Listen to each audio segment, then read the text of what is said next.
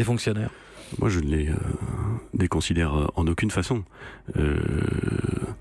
Avant d'être Premier ministre, j'ai été maire du Havre. Et je sais ce que les fonctionnaires territoriaux apportent à l'action publique. Je sais à la fois le rôle nécessaire qu'ils jouent dans le lien social, dans le fait qu'une ville se tient et produit des services à destination de ceux qui en ont besoin. Comment ils peuvent contribuer au développement d'une ville. Il se trouve que j'ai été moi-même fonctionnaire, que je viens d'une famille de fonctionnaires. Mon objectif, c'est pas de déconsidérer les fonctionnaires, en aucune façon, jamais de la vie. Mais c'est aussi d'assumer un certain nombre de mesures qui sont prises. On a rétabli le jour de carence. Pourquoi? Parce qu'on a constaté, quand il avait été installé, il y a quelques années, qu'il avait produit de remarquables résultats pour lutter contre l'absentéisme.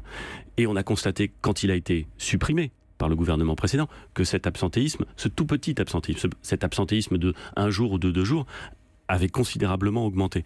Et donc on le réinstalle, comme il existe d'ailleurs dans le secteur privé, selon des modalités certes un peu différentes, mais enfin comme il existe dans le secteur privé, parce qu'on pense que c'est un bon instrument pour gérer la fonction publique et pour faire en sorte qu'elle puisse servir à ce à quoi elle est pensée.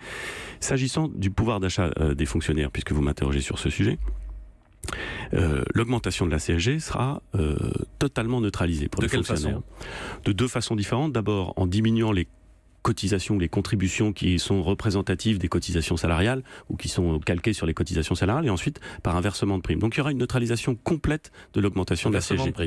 Qui va compenser la hausse de la CSG, puisque il y a des situations très différentes. Les fonctionnaires n'ont pas de cotisation comme celui privé. Certains en ont, donc on va les baisser, d'autres n'en ont pas, donc on va accorder une prime qui permettra de neutraliser complètement l'impact de l'augmentation de la CSG. Donc ce sera neutre pour les fonctionnaires. Ce sera neutre, et par ailleurs, il y aura l'augmentation normale de la masse salariale dans la fonction publique.